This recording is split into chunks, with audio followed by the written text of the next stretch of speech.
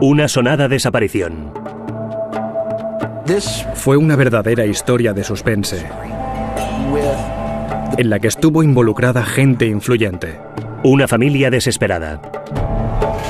Vivían en un barrio donde la policía no solía venir en busca de un cadáver.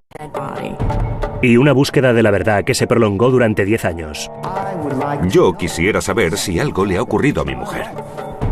Una vida perfecta destrozada por un crimen perfecto. Esta noche, en Poder, Privilegio y Justicia.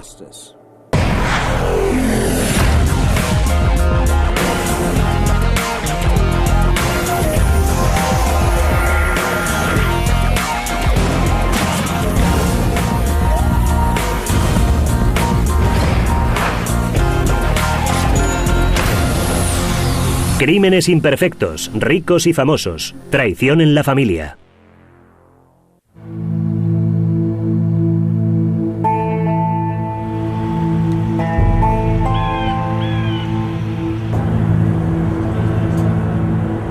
Un cálido día de finales de agosto de 1996, un abogado de Nashville llamado Perry March entró en la comisaría de policía para denunciar la desaparición de su esposa. Acompañado de su suegro y de su cuñado, Perry contó a la policía que su mujer, Janet, de 33 años, llevaba más de 2 semanas sin dar señales de vida. Perry March dijo que se había marchado, que se había enfadado y se había marchado, que su mujer estaba furiosa con él porque no le ayudaba en las tareas de la casa. Dijo que aquella noche en concreto se habían peleado. Y Janet decidió irse de repente, diciendo que volvería al cabo de 12 días. Había hecho el equipaje y se había marchado en su Volvo. Janet no había dicho a su marido a dónde iba. Perry dijo que lo único que su mujer le había dejado era una larga lista de deberes que Perry había tenido que firmar. La lista llevaba el título de Deberes de Perry durante los 12 días de vacaciones de Janet. Entre otras cosas, en la lista ponía lavar la ropa de los niños, mirar en el cajón de las facturas y pagar todas las facturas. Eran cosas muy cotidianas, como si ella tuviera que recordarle siempre todas estas cosas. La noche en que se marchó, Perry se lo comunicó a los padres de Janet, Carolyn y Larry, que esperaron ansiosos su regreso.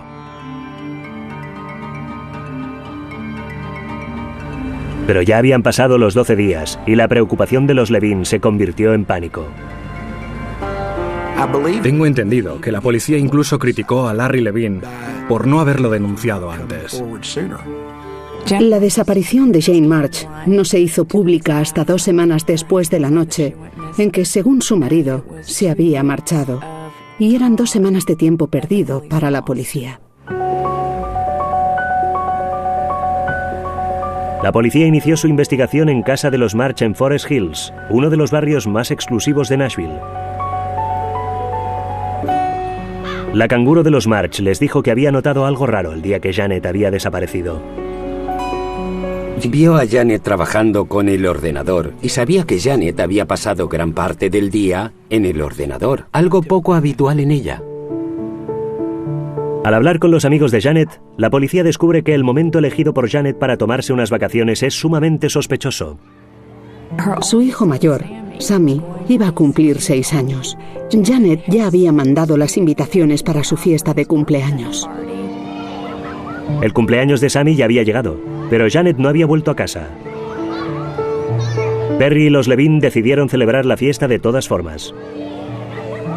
Y la gente que la conocía dijo, bueno, pero ¿cómo es posible que mandara invitaciones para la fiesta y luego no estuviera presente? Además, ni siquiera le llama, escribe, manda una postal o envía un regalo a su hijo. Nadie de su entorno podía tampoco imaginarse que Janet se perdiera conscientemente el primer día de Sammy en la escuela. El niño estaba muy afectado, le dijo a su maestra que no había podido decir adiós a su mamá. Todos los que conocían a Janet dijeron que era algo impensable en alguien como ella.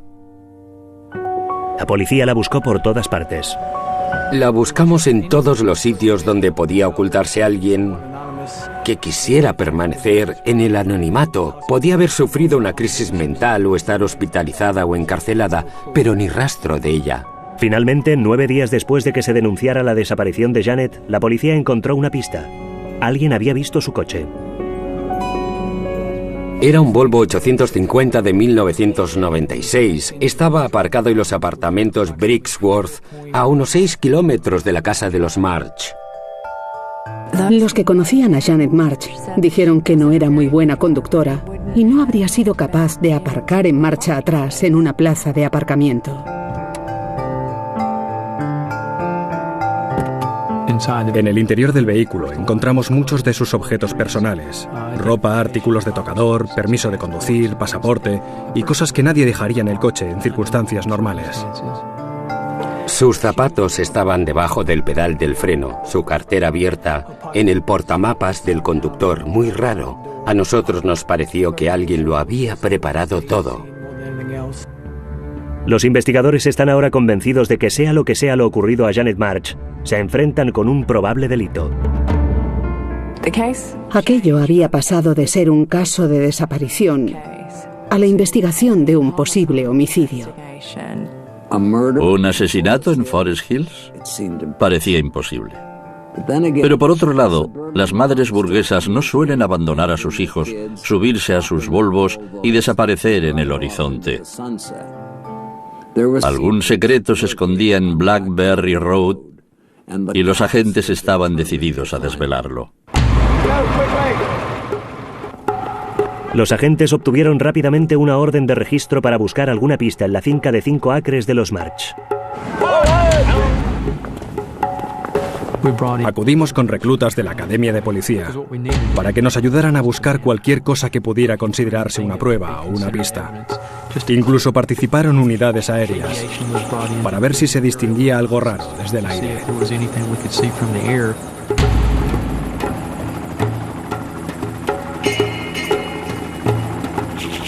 Tenían un helicóptero detector de calor con el que se pueden encontrar cuerpos humanos. Fue una búsqueda a gran escala.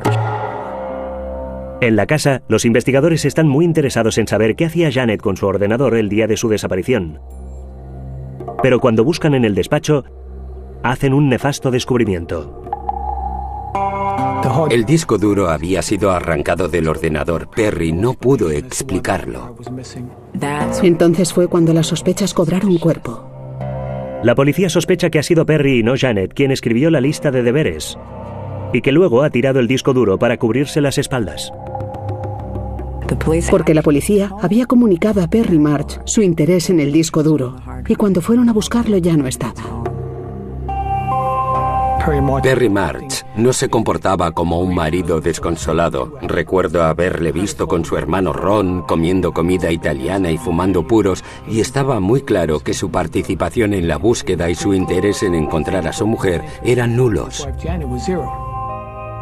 Perry se convierte pronto en el único sospechoso de la desaparición de su mujer. Pero en lugar de mantenerse en un discreto segundo plano, se convierte en un fenómeno mediático, proclamando su inocencia en los telediarios de la noche. Estoy fuera de mí. No tan solo he perdido a mi esposa y a la madre de mis hijos, sino que nadie me da muestras de simpatía. Nadie me consuela. ¿Y la gente cree que yo la he matado? ¿Teníamos entonces que creer que ella había abandonado a sus hijos? ¿Una maravillosa vida familiar, madre, padre, hermanos? Estaba muy unida a su familia y de repente había cortado todo contacto con ellos. Sus amigos dijeron que nunca se habría marchado de aquella forma. No era el tipo de mujer, de esposa, capaz de decir, bueno, ya estoy harta, quiero vivir mi vida y hacer otras cosas. Los Levin empezaron a darse cuenta que haber esperado 2 semanas para denunciar la desaparición de su hija podía haber sido el error más grave de sus vidas. Mucha gente opina, ¿cómo pudieron ser tan estúpidos para no ir a la policía? Creían en lo que Perry les estaba diciendo, por eso decidieron esperar a que Janet volviera de sus vacaciones. Es que no querían ni imaginar que algo horrible había sucedido a su hija. Pero entonces las cosas empeoraron todavía más para los Levin. 3 semanas después de que se iniciara la investigación, Perry cogió a sus hijos y se mudó con ellos a Chicago. se largó en cuanto estuvo claro que sospechaban de él, lo cual, por supuesto, le hizo parecer muchísimo más sospechoso. Soy un sospechoso, el malo de la película. Solo hay una manera de limpiar mi nombre: encontrar a mi mujer o a quien le haya hecho algo a mi mujer. Por turbio que pareciera el personaje, la policía no tenía nada contra él. A menos de que apareciera un cuerpo o una prueba sólida, Perry, su principal sospechoso, era totalmente intocable. En otoño de 1996, Nashville, en Tennessee, está sumida en un intrigante misterio. Janet March desapareció hace más de 2 meses y la policía informa que su marido Perry March sigue siendo el principal sospechoso. Desde el día en que se supo su desaparición, esta ciudad estuvo volcada en el misterio que rodeaba a Janet March. Circulaban tantas teorías sobre lo que le había pasado a Janet March, sobre si le había pasado algo a Janet. Mucha gente decía haberla visto. Alguien dijo haberla visto en una parada de camiones de Esmirna, lo cual era absurdo. Si Janet estaba viva, seguro que no andaba por una parada de camiones en Esmirna. De repente, Janet March se aparecía incluso más a menudo que Elvis Presley. La trágica desaparición de la joven madre se había convertido en carnaza para la prensa amarilla. Algo muy alejado de la historia de amor de cuento de hadas con la que había empezado todo.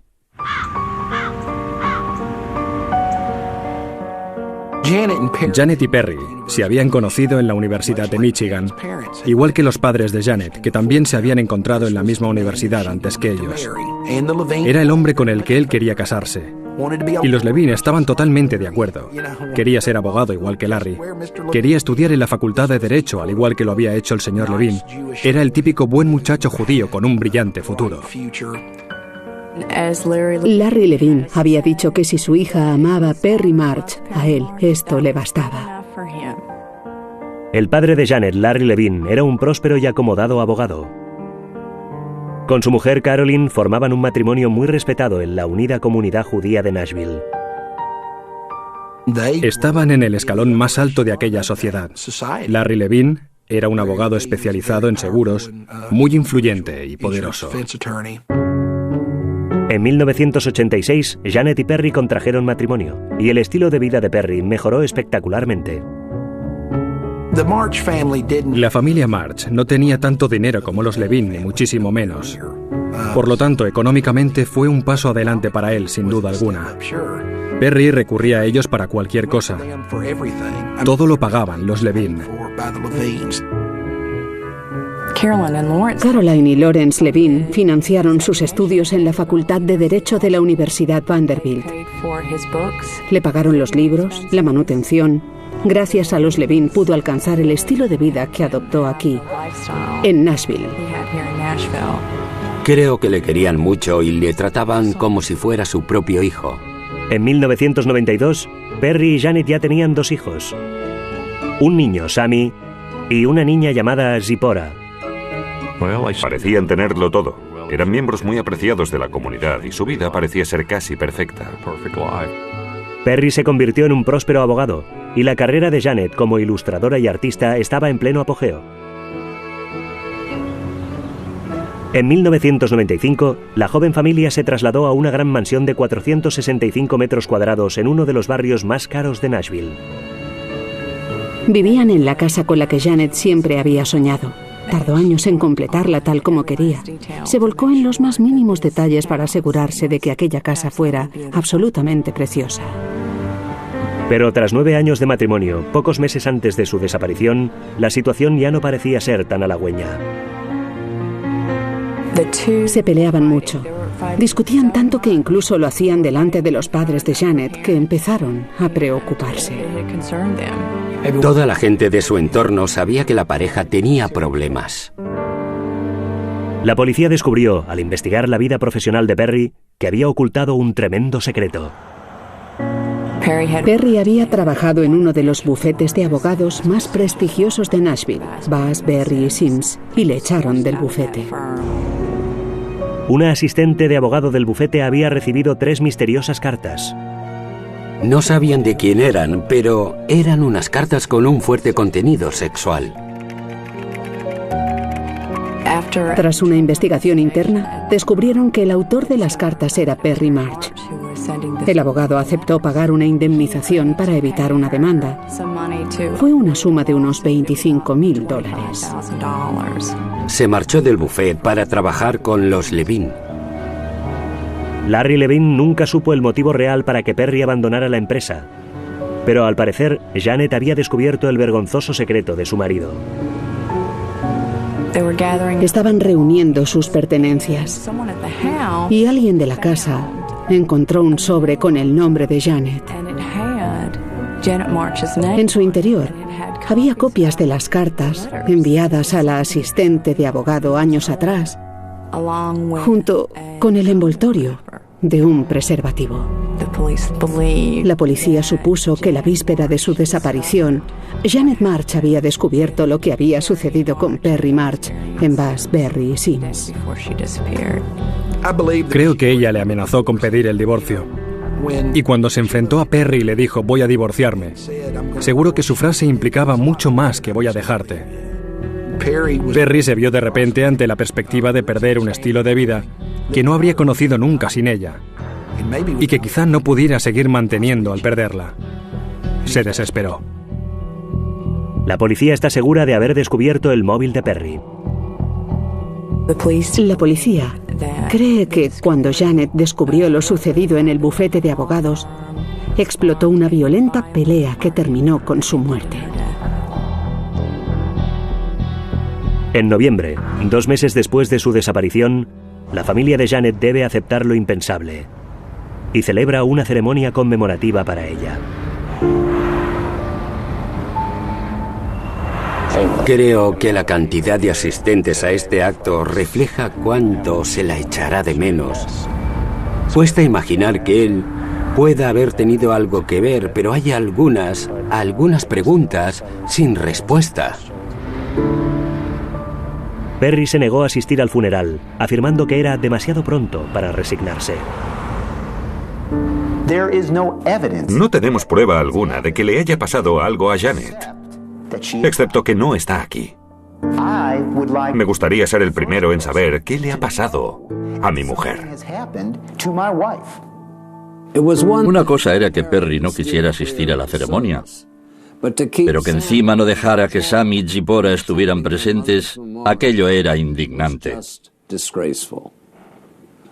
había declarado la guerra entre los Levin y su yerno. 2 años después de la desaparición de Janet March, la investigación está en un punto muerto. Pero la batalla entre su marido y sus padres va cobrando intensidad. El marido de una ciudadana desaparecida de Nashville comparece ante un tribunal intentando tener acceso a parte de su dinero. Perry fue el primero en presentarse ante un juez y fue por el dinero. Perry afirmaba necesitar dinero del patrimonio de Janet para el mantenimiento de sus hijos, pero los Levin quieren ocuparse personalmente de sus nietos y entablan toda una serie de querellas. Hubo pleitos por la patria potestad, pleitos por el régimen de visitas. Era un continuo de querellas legales. No quiero ni imaginarme los costes de todo aquello para el señor Levin, solo por los costes civiles. Cada pocas semanas sucedía algo sobre el dinero o los niños, además de la búsqueda de Janet. Si los Levin lamentaban que Perry se hubiera llevado a sus nietos a Chicago, el siguiente paso de su yerno les dejaría completamente desolados. En medio de todo aquel rifirrafe legal, cogió a los niños y se dirigió hacia la frontera.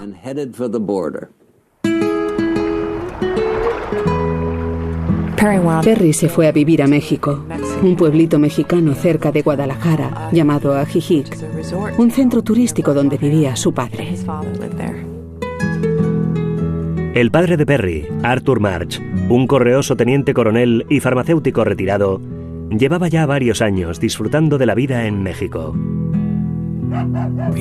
Era un ex militar típico, presumía de haber estado en los Boinas Verdes, se consideraba a sí mismo un experto en muchísimas cosas. Siempre estaba fanfarroneando y dándoselas de duro, pero en realidad solo era un viejo cascarrabias encantador. Durante los años siguientes, Perry siguió concediendo entrevistas a los medios de comunicación de Nashville. Espero que algún día descubramos qué le pasó a Janet y que todo esto se convierta en un simple episodio interesante de mi vida. Aunque afirma estar seguro de que Janet aparecerá algún día, Perry no tiene inconveniente en seguir con su vida. Volvió a casarse con una mujer llamada Carmen, una mujer realmente guapa. Ella tenía 3 hijos y tuvo otro con Perry. Él siguió trabajando en México, decía que era abogado. Perry creía haber dejado atrás todos sus problemas. Pero a más de 3.000 kilómetros de distancia, los Levine siguen disputándole legalmente la custodia de los niños. No querían que el probable asesino de su hija criara a sus queridos nietos. Un año más tarde, en mayo de 2000, un juez concede a los Levine la custodia temporal de sus nietos. Pocos días después, entran en acción. Caroline y Larry Levine viajaron a México para encargarse de los niños. La llegada de los abuelos fue inesperada. Los niños estaban en la escuela, como un día normal y corriente. El señor y la señora Levine, acompañados según tengo entendido por personal armado, fueron a buscar a los niños a la escuela. Y más tarde, aquel mismo día, volaron con ellos a México DF y desde allí a Nashville. Furioso, Perry se defendió. Arthur y Perry March acusaron a Caroline y Larry Levine de haber secuestrado a los niños. Aquello se convirtió en una batalla entre las dos familias. El juez del Distrito Federal de Nashville dictaminó que no había justificación para arrebatar a los niños de su residencia habitual en México y ordenó que los devolvieran a Perry March. Al perder la última batalla para obtener la custodia de los niños, los Levine pusieron toda la carne en el asador. Lawrence y Caroline Levine presentaron una demanda judicial contra Perry March por la muerte de su hija. Creo que su marido la asesinó. Perry se negó a regresar a Nashville. Perry fue juzgado en ausencia en un juzgado civil, que le declaró responsable de la muerte de Janet. El veredicto del jurado sentó una indemnización de $113,5 millones, una de las cantidades más altas vistas hasta entonces en aquel estado. Pero Perry se cobraría una enorme victoria cuando sus abogados de Nashville consiguieron anular el juicio por un tecnicismo jurídico. Envalentonado por sus victorias legales, Perry reanudó la campaña para limpiar su nombre. En el verano de 2004, Perry mandó la foto de una revista al fiscal del distrito de Nashville, afirmando que en ella aparecía Janet de fiesta en un bar de Atenas con unas amigas durante los Juegos Olímpicos. Ni una sola persona que había conocido a Janet estuvo de acuerdo en que fuera ella. Menuda manera de reavivar el fuego. Aquel hombre era increíble.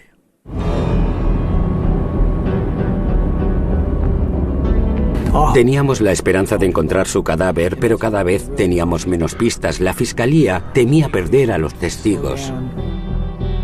8 largos años de intensiva investigación habían cosechado muy pocas pruebas. Las pruebas eran lo que eran y quizá no consiguiéramos nunca algo mejor. Hicimos todo lo humanamente posible para encontrar su cadáver, pero no lo conseguimos. El fiscal del distrito decidió entonces jugársela a fondo y acusar a Perry March de asesinato. El fiscal del distrito y yo nos reunimos y decidimos que era el momento de hacerlo. Mientras tanto, en México, Perry March no tiene ni idea de que el cerco se está estrechando. La Fiscalía de Nashville tramita en secreto la extradición de Perry. Cuando las autoridades mexicanas le extraditaron, nosotros asumimos su custodia. Rodeado de agentes, Perry embarcó en un avión rumbo a Nashville. Nos sirvieron una comida. Él hizo la siesta, leyó una revista y entonces empezó a preguntar sobre las pruebas. ¿Cómo sabíamos que Janet había muerto?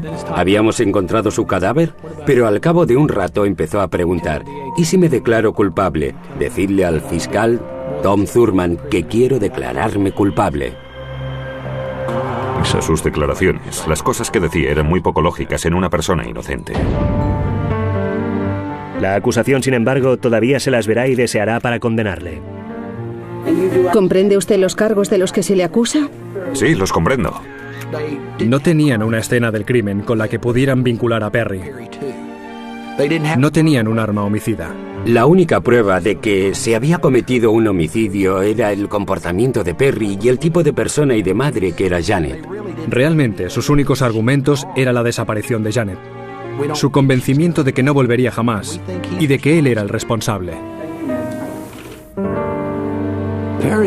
Los abogados defensores de Perry eran tan presuntuosos que daban por supuesto que conseguirían su libertad antes de que perdiera su bronceado de Guadalajara. Pero toda aquella historia estaba a punto de tomar un extraño derrotero que incluiría un chivatazo carcelario, una emboscada legal y un testigo sorpresa. Anunciamos hoy la detención de Perry March, acusado de varios cargos, entre otros de asesinato en segundo grado. Los suegros de Perry habían estado luchando para conseguir su detención durante 9 años. Por fin parecía posible que se hiciera justicia. Incapaz de pagar la fianza de $3 millones, Perry fue recluido en la cárcel municipal de Nashville en espera de su juicio. Perry estaba en la cárcel y solo tenía que hacer 2 cosas: quedarse allí sentado y mantener la boca cerrada. Pero fue incapaz de hacerlo. Perry March parecía estar enamorado del sonido de su propia voz. Durante casi una década había estado repitiendo su manida historia a cualquier representante de los medios con un micrófono en marcha. Pero ahora, en la cárcel, su bocaza estaba a punto de empeorar sus problemas. En la cárcel, Perry March conoció a un recluso del este de Nashville que se había metido en problemas desde que era pequeño y con un largo historial delictivo. Y los dos se hicieron amigos. Se llamaba Russell Nathaniel Ferris, le conocíamos como Nate. Un día, Farris mandó un mensaje al fiscal del distrito diciendo que necesitaba hablar con él urgentemente. El recluso nos dijo: Perry March está en la celda conmigo y dice que quiere matar a los Levin. Nos quedamos asombrados y muy impresionados cuando nos lo dijo. Pensar que Perry intentaría realmente contratar a alguien para matar a los Levin nos parecía increíble. Pero no nos conformamos con la palabra de Farris. Le dijimos: mira, tienes que demostrárnoslo. ¿Estás dispuesto a sonsacarle algo? Y nos contestó: sí, no hace más que hablar de eso, no calla ni un momento. Le pedimos que llevara encima una grabadora para grabar cualquiera de esas conversaciones. También a la espera de su juicio por intento de asesinato, Farris está más que dispuesto a delatar a su vecino de celda. Tienes que vigilarles. Esperar hasta que llegue el momento oportuno. El plan era que Nathaniel Farris, que iba a salir en libertad bajo fianza, fuera en busca de los Levin y les matara. Pero lo más importante, tienes que recordar que los niños no deben estar en la casa. Y entonces tienes que esperar la ocasión cuando estén los dos juntos. Ya. Y no tienes que dejar ni rastro, ni un indicio. Perry le dijo: si los Levin mueren, mis probabilidades de absolución pasarán del 40 al 90%.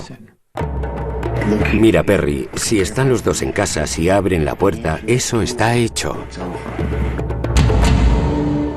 De toda la gente que podía encontrar para ayudarle en su conspiración, va y elige a un chivato profesional. Eso era lo mejor de Perry. Eso era lo bueno de ser un criminal tan poco sofisticado y demasiado ignorante para siquiera darse cuenta. Para engatusar mejor a su vecino, Perry le ofrece los servicios de su padre. El plan era que Arthur March acogiera al futuro pistolero en México. Si mi padre sabe que me has ayudado, mi padre se jugaría la vida por ti mañana mismo. Tomaremos coronitas en la playa, vivirás como un rey. Le prometió el oro y el moro creyendo que Nate estaba de veras dispuesto a hacerlo. Perry incluso ayudó a Farris a encontrar un nombre falso. Nombre y apellido. Algo que recuerdes fácilmente. ¿Qué tal con Bobby Gibbons? A las pocas semanas, el plan de Perry se puso supuestamente en marcha. Ferry salió de la cárcel. Perry creía que salía en libertad bajo fianza. Le pusimos en otra cárcel, en otro condado. Y empezó a hacer una serie de llamadas a Arthur March, en México. Hola, coronel. ¿Sí? ¿Qué tal? Me llamo Bobby Gibbons. Arthur no se sorprendió en absoluto de la llamada de Nate. Perry me ha dicho que me llamaría. Sé que tengo que ayudarte. ¿Y qué tal la vida? El cielo es azul, las cervezas frías, las mujeres ardientes. ¿Qué más puedes desear? Empiezan a hablar de conseguir una pistola. Al cabo de 10 minutos ya están hablando de matar a los Levin. Y entonces Arthur empezó a hablar de cómo tenía que hacerlo, qué tipo de arma debía usar, cómo evitar las huellas dactilares en el arma. Te sugiero que en cuanto tengas el arma, le pongas guantes de cirujano. Vale. Y no te los quites ni un momento. Nadie le había pedido todos esos consejos. En total, Farris obtiene más de 6 horas de grabación para la policía.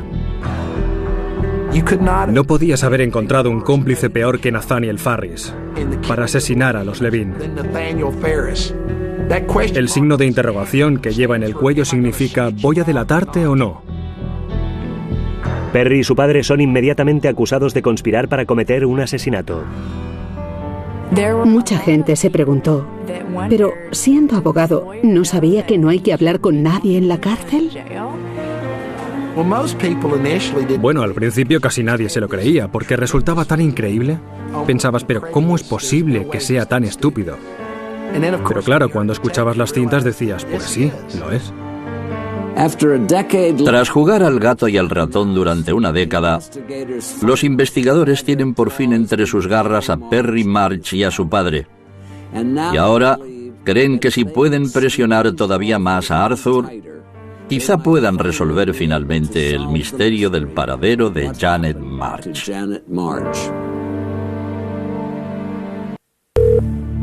¿Coronel? Sí. Hola, soy Bobby. Oye, ya está hecho. En colaboración con la policía, el confidente Nate Farris llama a Arthur March en México y pretende haber matado a los Levin. ¿Has terminado el trabajo? Sí, ya está todo hecho. Ahora estoy en Houston y llegaré a Guadalajara hacia las 2:30. De manera que Arthur fue a buscarle al aeropuerto de Guadalajara. El FBI le había seguido todo el rato. Y un agente del FBI se le acercó y le dijo, ¿es usted Arthur March? Contestó, sí. Al llegar al aeropuerto, al principio negó el motivo de su presencia allí, pero luego admitió que había ido a buscar a un tipo llamado Bobby Gibbons. Los agentes del FBI detuvieron a Arthur y se lo llevaron a Nashville. A partir de la detención de Arthur March, el caso empezó a resolverse muy rápido, porque llegados a este punto, la policía y la fiscalía se dieron cuenta de que Arthur March debía estar implicado en la desaparición de Janet March. Cuando la fiscalía hizo escuchar a Arthur las cintas grabadas de sus conversaciones telefónicas, este se dio cuenta de lo precario de su situación. Ante la perspectiva de pasar entre 7 y 10 años en la cárcel, aceptó un trato con las autoridades. Aceptó declararse culpable y cumplir 18 meses, pero con la condición de colaborar con nosotros en la investigación del homicidio. Por favor, señor, díganos su nombre. Arthur Wayne March. ¿Qué edad tiene usted? 78 años. Al parecer, la moralidad de Arthur era tan discutible como la de su hijo. Para salvar su propio pellejo se giró contra Perry y empezó a hablar. Sus declaraciones serían la soga alrededor del cuello de su hijo. ¿Le pidió a su hijo que hiciera algo por él? Me pidió que le ayudara a deshacerse del cadáver de Janet.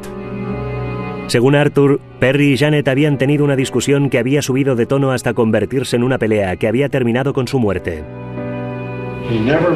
No me dijo nunca que lo hubiera matado. Nunca. Utilizaba la palabra accidente. Y quizá Arthur le había creído, pero Arthur se las da de hombre para todo, de ser capaz de resolver cualquier situación. Arthur amaba a su hijo, pero le consideraba un poco inútil. Arthur era el tipo de persona que diría: oye Perry, es que todo lo haces mal, pero ¿dónde dices que has ocultado el cuerpo? Arthur contó a la policía que Perry había escondido el cuerpo de Janet en una zona boscosa cerca de su casa. Pero unas obras de urbanización inminentes le habían obligado a pedir a su padre que le ayudara a trasladar los restos mortales. Perry describió a Arthur el lugar exacto donde estaría el cadáver, a cuántos pasos de la carretera, y le llevó en coche hasta el lugar. ¿Siguió usted las instrucciones? Sí. ¿Pudo usted encontrar...? Sí, sin ningún problema. La declaración de Arthur March, si se le daba credibilidad, fue la primera prueba sólida de todo el caso. A falta del cadáver, lo que Arthur da a la acusación es lo mejor que podía esperar. Les dice: vi el cadáver. Perry y yo abrimos el maletero. Perry agarró un extremo y yo el otro. Y lo metimos en el maletero. Arthur contó a la policía que su hijo y él trasladaron el cadáver de Janet March hasta Kentucky. Llegaron a un hotel y Perry se quedó en su habitación mientras Arthur se llevaba el cadáver para deshacerse de él. Perry se tumbó y dijo que estaba muy cansado. Me dio las llaves del coche. Salí, me metí en el coche y volví a la autopista. Estuvo buscando un lugar donde deshacerse del cadáver, quizá en un río, pero no encontró ninguno con suficiente profundidad. Estaba a punto de amanecer y aparqué el coche en el arcén, donde había un gran montón de broza y ramas cortadas. Dijo que le pareció adecuado meter el cadáver entre la broza porque seguramente estaban a punto de quemarla. Practiqué 3 orificios en el montón. En el primero, metí la ropa de Janet. En el otro, puse a Janet. Metí el cadáver en el montón de ramas y broza. Arthur aceptó conducir a los agentes hasta el lugar donde había dejado los restos mortales de Janet. Registraron a fondo toda la zona, pero regresaron con las manos vacías. ¿Con qué propósito dispuso usted el cuerpo en el montón de broza? Para que cuando quemaran la broza el cadáver también fuera incinerado, así desaparecería del todo. Aunque la policía no dispusiera de ninguna prueba física para corroborar la declaración de Arthur, los investigadores están convencidos de que está diciendo la verdad. El relato de Arthur tenía elementos tan increíbles que tenían que ser verdad. Porque ¿quién podía inventarse algo así? Se lo preguntamos todo una y otra vez y Arthur nunca se contradijo, nunca modificó su historia. Una cosa sí puedo decir. Creo que en cuanto a deshacerse de cadáveres, Arthur March es probablemente el hombre más experto del mundo. Hay que reconocer que hizo un trabajo excelente en este caso. ¿Por qué aceptó ayudar a su hijo a deshacerse del cadáver? Porque es mi hijo. Llegados a este punto, Perry deseó probablemente no haber contado con su ayuda. Pero por otra parte, Arthur lo había hecho tan bien que la acusación seguía sin tener la más mínima prueba física que presentar ante un tribunal. Casi todo Nashville estaba convencido de que Perry tenía las manos ensangrentadas, pero nadie podía prever el resultado del juicio en su contra.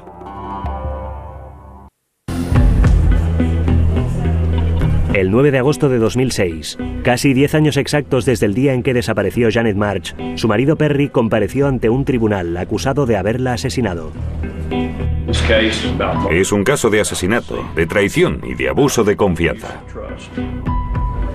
Lo peor de presentar cargos de asesinato sin disponer del cadáver es el típico truco de la defensa. Y ahora les presento a Janet March. Y a ver cuánta gente se gira para mirar. Entonces les miras y les dices, si se han girado es que todavía cabe una duda razonable. Ni siquiera sé si está muerta y saben qué les digo. Tampoco ellos lo saben. La acusación espera que el comportamiento de Perry tras la desaparición de Janet y lo evidente de su móvil serán suficientes para convencer al jurado. Perry me dijo que tenía miedo de que Janet pidiera el divorcio y se llevara a los niños. ¿De qué crimen hablaron? De que yo asesinara a los Levin. ¿De quién había sido la idea? Había sido de Perry. El principal testigo de cargo, Arthur March, está demasiado enfermo para estar presente en el juicio, pero su confesión grabada causa sensación en la sala. Cuando Arthur admitió haberse deshecho del cadáver, pareció que por fin el caso estaba resuelto. Pero mientras se van acumulando las pruebas contra Perry, su comportamiento sorprende al tribunal. Se comportaba de una forma arrogante, altanera, condescendiente. Opto por no declarar. Y eso no le ayudó en absoluto. Tras 7 largos días escuchando las declaraciones de los testigos, el caso está ahora en manos del jurado. Por favor, levántese para anunciar el veredicto en nombre del jurado. Nuestro veredicto. Este jurado ha encontrado al acusado Perry March culpable del cargo de asesinato en segundo grado, culpable del grado de ocultar un cadáver, culpable de haber manipulado las pruebas.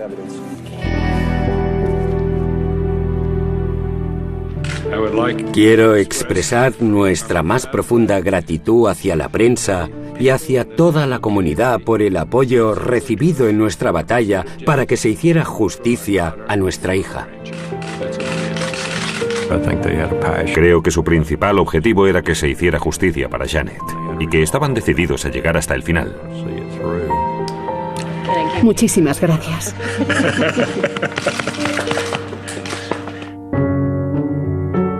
Perry March fue condenado a 56 años en una cárcel estatal. Un juez federal desestimó la petición de Arthur March de ser condenado a tan solo 18 meses y le sentenció a 5 años de cárcel. A los 4 meses de empezar a cumplir su condena, Arthur murió en la cárcel, con 79 años. Este caso ha dejado en su estela una víctima tras otra. Janet Levine no fue la única víctima, muriendo aquel mes de agosto de 1996. Creo que todo este asunto gira alrededor de las tragedias personales de los involucrados. Todas sus vidas quedaron marcadas por el crimen cometido por Perry March. Perry March creía ser más listo que nadie. Creo que esta presunción fue la que acabó derrotándole. Si hubiera mantenido la boca cerrada, Perry habría tenido muchas probabilidades de salir indemne. En lugar de una clara victoria, cosechó una amarga derrota. Casi nada. En la cárcel, Perry sigue creando problemas. No tan solo ha presentado una querella sobre el tamaño de su celda, sino que ha iniciado un proceso para arrebatar a sus hijos de los Levine y mandarlos a vivir con su segunda mujer en México. Hay gente que no sabe lo que es la vergüenza. Dominic Dunne, para la televisión judicial.